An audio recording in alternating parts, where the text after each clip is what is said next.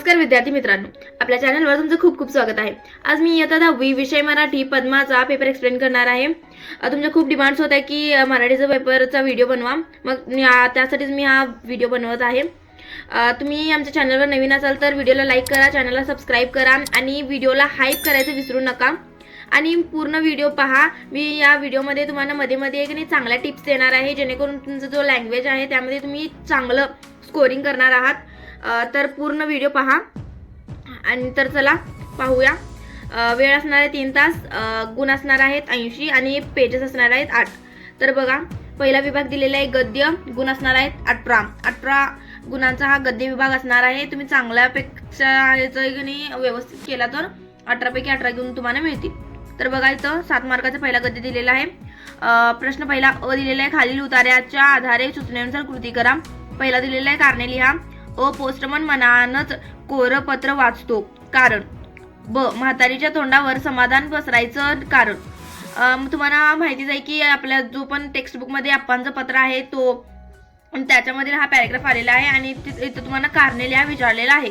तुम्ही हा व्यवस्थितपणे जर का पॅराग्राफ वाचला तर तुम्हाला इथं कळेल की काय कारण लिहायचं आहे। गुण असणार आहे त्याच्यासाठी 2। तर चला व्हिडिओ पुढे जाऊया। हा आहे पॅराग्राफ, व्यवस्थितपणे वाचा हे पॅराग्राफ, तुम्हाला इथं उत्तरे सापडणार आहेत। तर चला बघूया। हा आहे पूर्ण पॅराग्राफ, त्यामधील दुसरा प्रश्न विचारलेला आहे बघा, आकृती पूर्ण करा। पोस्टमनची गुणवैशिष्ट्ये। तुम्ही जर का पॅराग्राफ वाचला तर तुम्हाला हे कळेल आणि इथं तुम्हाला लिहायचं आहे 2 वैशिष्ट्य लिहायचे आहेत, गुण असणार आहेत 2। तिसरा सोमाचा प्रश्न विचारलेला आहे, वाट पाहणे ऐरवी सुखाची गोष्ट नसली तरी अनेक गोष्टीचे मोल जाणवून देणारी आहे, या विधानाची सत्यता पटवून द्या। सोबत मध्ये तुमचं मत इथं मांडायचं आहे व्यवस्थितपणे।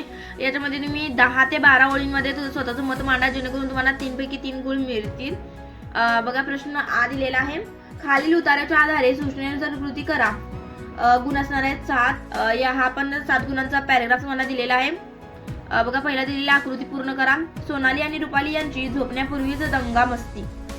मग इथं तुम्ही वाचला तर इथं तुम्हाला मिळतील उत्तर सगळं। इथं बघा, पूर्ण हा पॅराग्राफ दिलेला आहे असा, त्याच्यामध्ये तुम्ही व्यवस्थितपणे वाचला तर तुम्हाला उत्तर मिळतील। गुण असणार आहेत 2। तर चला पुढचा पूर्ण बघा, हा वाला पूर्ण पॅराग्राफ दिलेला आहे, याच्या आधारे तुम्ही ते उत्तर लिहायचं आहे। पुढचा प्रश्न दुसरा त्यामध्ये विचारलेला आहे, सोनाली आणि रुपाली यांच्यातील मैत्री दर्शवणाऱ्या यांच्या 2 सवयी लिहा। याच्यासाठी गुण 2 असणार आहेत। तिसरा दिलेला आहे, सोमत पशूंना कोणी फसविले तर त्यांना राग येतो, या संबंधी तुम्ही अनुभवलेले घटना तुमच्या शब्दात लिहा। तर तुम्ही इथे स्वतःचं मत लिहायचं आहे। तुमच्या घरात जर का कोण पण मांजर किंवा कुत्रा असेल, पाळीव प्राणी, कोणता पण पाळीव प्राणी असेल तर त्याच्यासोबत तुमचं कोणता तरी एक घटना घडली असेल तर ते सांगा। तुम्हाला इथे 3 गुण मिळणार आहेत। 12 ते 14 ओळीचं तुम्ही हे लिहायला पाहिजे, तुम्हाला तरच 13 पैकी 13 गुण 3 पैकी 3 गुण मिळतील। प्रश्न ई दिलेला आहे, खालील उतार्याच्या आधारे सूचनेनुसार कृती करा। गुण असणार आहेत 4। अपठित गद्यांश दिलेला आहे बघा। प्रश्न अ दिलेला आहे, त्यामधील कोठे ते लिहा। पाणी चढते लोळते। इथे तुम्हाला हा पॅराग्राफ आपल्या पुस्तकात नाही आहे, हा अपठित गद्यांश आहे। याच्यावरून तुम्ही व्यवस्थितपणे वाचला तर तुम्हाला याची उत्तर देता येतात। त्यामधील ब दिलेला आहे बघा, काय ते लिहा। पाणी बुडवते तुडवते। याच्यामध्ये तुम्ही वाचून ते उत्तर लिहायचं आहे। दुसरा प्रश्न दिलेला आहे, केव्हा ते लिहा। अ दिलेला आहे, त्यामधील पाणी समजूतदार वाटते। ब दिलेला आहे, पाणी क्रूर वाटते। केव्हा तो क्रूर व्यवहार करतो आणि केव्हा तो समजूतदारपणा वागतो हे तुम्हाला इथं लिहायचं आहे पाठाच्या आधारे, म्हणजे इथं दिलेल्या गद्यांच्या आधारे। गुण असणार आहे 2। पुढचा प्रश्न बघूया। पुढचा प्रश्न म्हणजे तुमचा विभाग दुसरा चालू होत आहे, जो की आहे पद्य विभाग। गुण असणार आहेत 16। हे पूर्ण एकूण 16 गुणांचा तुम्हाला इथं पद्य दिलेला आहे। पुस्तकामध्ये हा तुम्हाला देत असतात की पद्य तुम्हाला माहिती आहे कविता, त्याचं तुम्ही व्यवस्थितपणे वाचन आणि भावार्थ समजून घ्या, कारण की इथे तुम्हाला की नाही डायरेक्ट सरळ अर्थ लिहा जातात आणि काव्य सौंदर्य आणि रसग्रहणामध्ये तुम्ही काव्य सौंदर्य ते लिहितात, त्यामध्ये तुम्हाला अर्थ लिहायचा असतो। मग याच्यासाठी तुम्हाला पूर्ण ते कविता आहे त्यांचं व्यवस्थितपणे शीर्षक बघून, त्यांचं कोण लेखक आहेत आणि त्याचा कवितेचा विषय काय आहे ते तुम्ही सगळं पाठांतर करून ठेवा किंवा बघून ठेवा, जेणेकरून तुमचा यामध्ये व्यवस्थितपणे हा पद्य विभाग तुम्हाला इथं गुण व्यवस्थितपणे मिळतील। पहिला प्रश्न दिलेला आहे, आकृती पूर्ण करा। त्यामधील पहिला दिलेला आहे, डॉक्टर बाबासाहेब आंबेडकरांनी नाकारलेली गोष्ट। दुसरा दिलेला आहे, डॉक्टर बाबासाहेब आंबेडकरांचे स्वागत करणारे। मग आता याच्यात तुम्ही लिहायचं आहे व्यवस्थितपणे. इथं बघा पॅरेग्राफ म्हणजे इथं दिलेला आहे कविता. मग हे तर तुम्हाला माहितीच आहे की कविता कोणती आहे. तू झालास मूक समाजाचा नायक ही कविता आहे.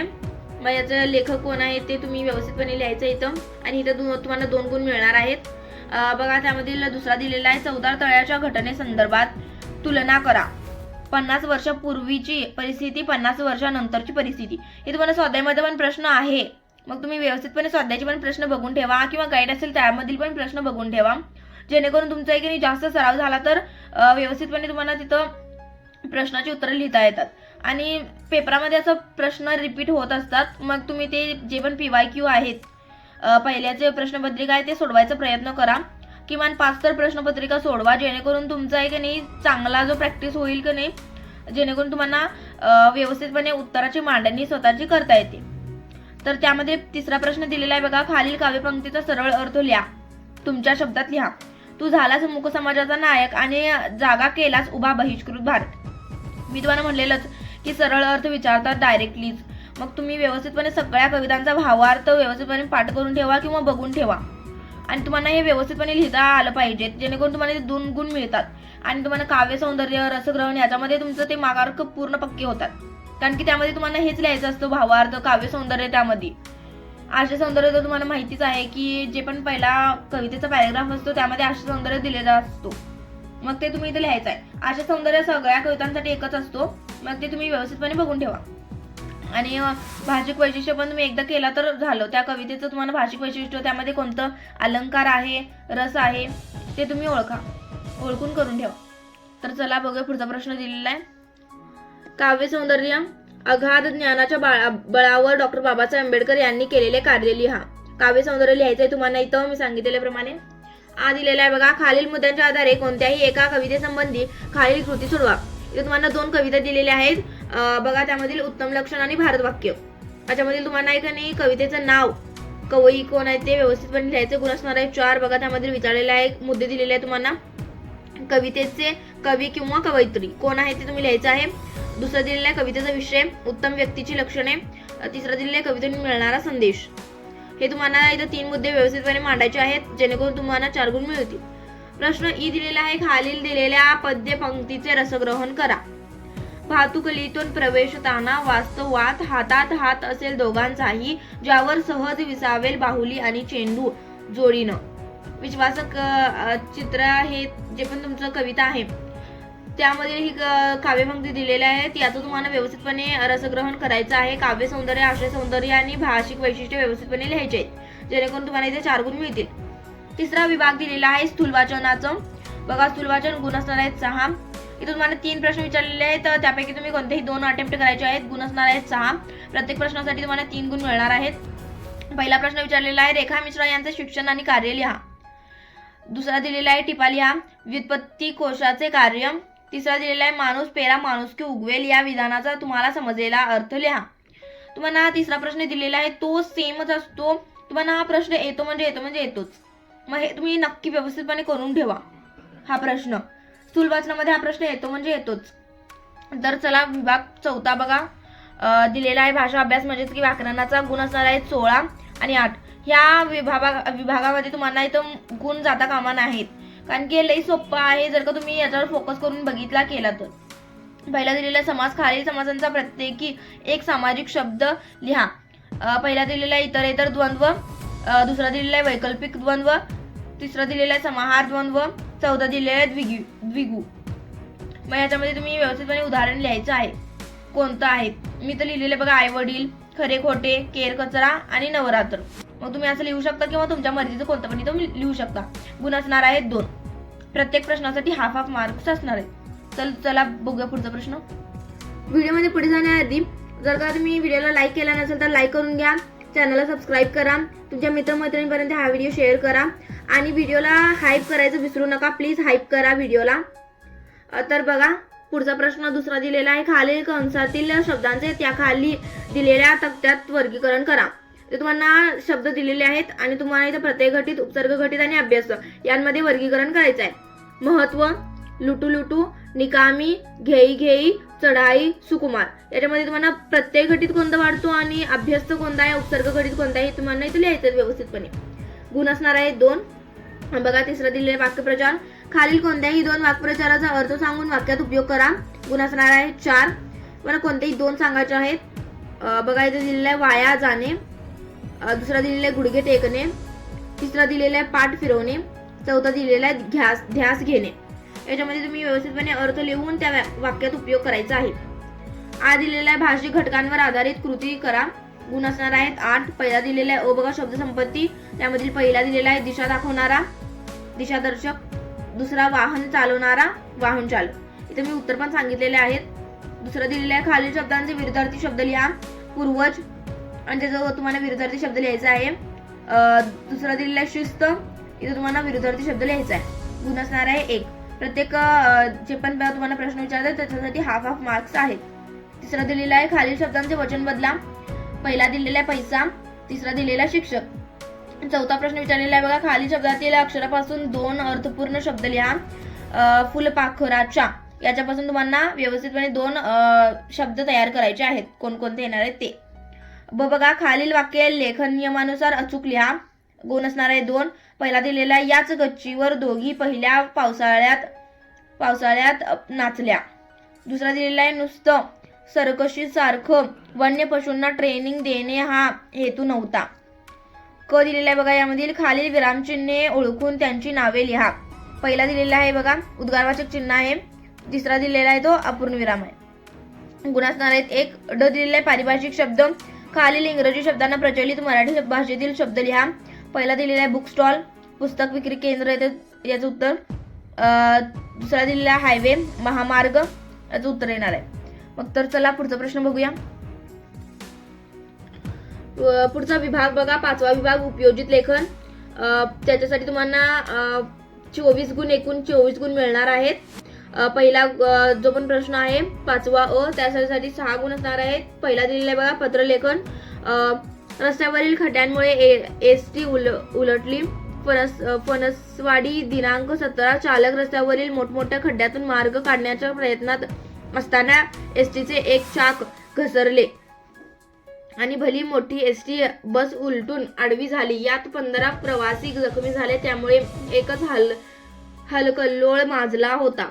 बघा इथं दिलेला आहे तुम्हाला शाळेचा विद्यार्थी या नात्याने गावकऱ्यांच्या त्रासातून मुक्तता करण्यासाठी फणसवाडीचे विद्यार्थी श्रमदानाने रस्ता दुरुस्त करू इच्छितात. या संबंधीचे विनंती करणारे पत्र मुख्याध्यापकांना लिहा.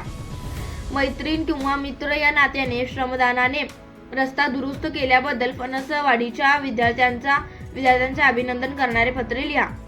याच्यापैकी तुम्ही कोणतेही एक अटेम्प्ट करून लिहायचं आहे किंवा ऑसाठी तुम्हाला अनेक दिलेला सारांश लेखन विभाग पहिल्यातलं जे पण तुम्हाला अपठित गद्यांश दिलेला होता. प्रश्न क्रमांक पहिल्यातला ई तो त्याचं तुम्ही 1/3 सारांश लेखन करायचं आहे. याच्यासाठी पण तुम्हाला 6 गुण मिळणार आहेत. माझं सजेशन असणार आहे की तुम्ही पत्रलेखनच करा, कारण की याच्यामध्ये मार्क्स जाऊ शकतात आणि पत्रलेखनात तुम्ही व्यवस्थितपणे लिहिला तर मार्क जाणार नाही. प्रश्न आज लिहिलाय बघा. खालीलपैकी कोणत्याही 2 कृती सोडवा. गुण असणार आहे 10. जाहिरात लेखन बघा दिलेली आहे. खालील विषयावर आकर्षक जाहिरात तयार करा. शब्द मर्यादा 60 ते 90 एवढ्या शब्दांमध्ये तुम्हाला जाहिरात लेखन करायचं आहे. योगासन वर्गाची आकर्षक जाहिरात तयार करा. योगासन वर्गाची तुम्हाला इथे जाहिरात तयार करायची आहे. दुसरा बघा बातमी लेखन. दिलेल्या सूचक व शब्दांवरून बातमी तयार करा. प्लास्टिक वापरावर मर्यादा, पर्याय, जनजागृती. इथे तुम्हाला बातमी लेखन करायचं आहे. तिसरा दिलेला बघा कथा लेखन. खालील मुद्द्यांवरून कथा लेखन करा व शीर्षक द्या. एक गावकरी तीर्थयात्रेला जाणे, स्वतः जवळचे दागिने व्यापाऱ्याजवळ ठेवणे, परत आल्यावर व्यापाऱ्याकडून नकार, दागिने उंदरांनी खाल्ले, गावकऱ्याने सावकाराच्या मुलाला लपवणे, फुलपाखरांनी नेले, व्यापाऱ्याने चूक कबूल करणे. याच्यावर तुम्हाला व्यवस्थितपणे आकर्षक शीर्षक देऊन कथालेखन तयार करायचे आहे. एक पान तर तुम्ही व्यवस्थितपणे कथालेखन करा, जेणेकरून तुम्हाला इथं व्यवस्थितपणे मार्क मिळतील. पुढचा प्रश्न दिलेला आहे बघा. पुढचा प्रश्न ई दिलेला आहे बघा. खालील लेखन प्रकारांपैकी कोणतेही एक कृती सोडवा. एकूण गुण असणार आहेत 8. इथे तुम्हाला 3 मुद्दे दिलेले आहेत. जे पण तुमचं निबंध लेखन आहे त्याच्यासाठी आणि तुम्हाला एकूण 8 गुण आहेत. तुम्ही हा मुद्दा स्किप करू शकत नाही, कारण की याच्यासाठी तुम्हाला खूप म्हणजे बघा 8 मार्क आहेत. मग त्याच्यानुसार तुम्ही जर का निबंध लेखन केलं तर तुम्हाला त्यापैकी मार्क पण मिळणार आहेत. कमीत कमी तुम्ही 3 पूर्ण पाने भरून निबंध लिहिला पाहिजे, जेणेकरून तुम्हाला इथं आउट ऑफ आउट तर मार्क मिळणार नाहीत, परंतु 8 मार्क तर मिळूच शकता. 3 पाने व्यवस्थितपणे अक्षरांपासून सुरुवात केली, व्यवस्थितपणे सुरुवात करून एंड व्यवस्थितपणे केला. त्याच्यामध्ये तुम्ही जर का काही पण वाक्यप्रचार असतील ते घातला तर व्यवस्थितपणे तुम्हाला मार्क मिळतील. त्यामध्ये पहिला दिलेला आहे बघा, प्रसंग लेखन. घर माझे प्रसन्न या विषयावर पुढील मुद्द्यांच्या आधारे लेखन करा. घर माझे प्रसन्न, प्रसन्नत्वाचे संस्कार, माझे प्रेमळ घर, समस्या सोडविण्यासाठी कुटुंबियांची साथ, घरातील मोकळे वातावरण, स्वतःच्या बाबतीत घडलेला प्रसंग. याच्यावरून तुम्ही प्रसंग लेखन करा. तुमच्या घरातली काही पण असं व्यवस्थितपणे किंवा चांगला कोणता पण घटना प्रसंग घडलेला असेल तर तुम्ही त्याच्यामध्ये उल्लेख करू शकता. दुसरा दिलेला बघा, आत्मकथन. आत्मकथन म्हणजे स्वतःचं. जर काही तुम्हाला झाडचं दिलेलं आहे तर तुम्ही स्वतः झाड आहात हे समजून तिथं तुम्ही लेखन करायचं आहे. की झाड काय बोलतो हे असं तुम्ही नाही करू शकत. तुम्ही स्वतः झाड आहात हे समजून तुम्ही तिथे लेखन करायचं आहे, कारण की आत्मकथन आहे. तर तुम्ही स्वतः झाड आहे हे समजूनच तुम्ही लेखन केलं पाहिजे. नसलं तर तुम्हाला इथं 0 पण मार्क मिळणार नाहीत बघा. तर व्यवस्थितपणे करा. दिलेल्या मुद्द्यांच्या आधारे झाडाचे आत्मकथन लिहा. झाड, आजीची स्थिती, खंत, आनंद, उपयुक्तता, महत्व याच्यावर तुम्ही लिहायचं आहे स्वतःचा जे पण आत्मवृत्त आहे ते. तिसरं दिलेलं आहे वैचारिक लेखन. दिलेल्या मुद्द्यांच्या आधारे स्वच्छ भारत आजची गरज या विषयावर निबंध लिहा. अस्वच्छता, देशासमोरील मोठी समस्या, इतर देशांनी तुलना, सध्याची परिस्थिती, हक्क व कर्तव्य याची जाणीव, देश माझा ही भावना, स्वयंशिस्त. म्हणजे आता तुम्ही इथं इतरांसोबत बघा, अमेरिका करू शकता, चायना, जपान यांच्यासोबत तुम्ही तुलना करायची आहे या आत्मवृत्तामध्ये. जर का तुम्ही हे लिहिणार असाल तर वैचारिक लेखन, तर तुम्ही त्यांच्यासोबत असं तुलना करायची आहे की ते केवढं स्वच्छ असतात आणि आपल्या इथं काय काय कमी आहे ते आपण कसं ठीक करू शकतो, हे तुम्ही इथं सगळे मुद्दे मांडायचे आहेत व्यवस्थितपणे. व्हिडिओ शेवटपर्यंत पाहण्यासाठी धन्यवाद. व्हिडिओला लाईक करा, चॅनलला सबस्क्राईब करा, तुमच्या मित्रमैत्रिणींपर्यंत हा व्हिडिओ शेअर करा.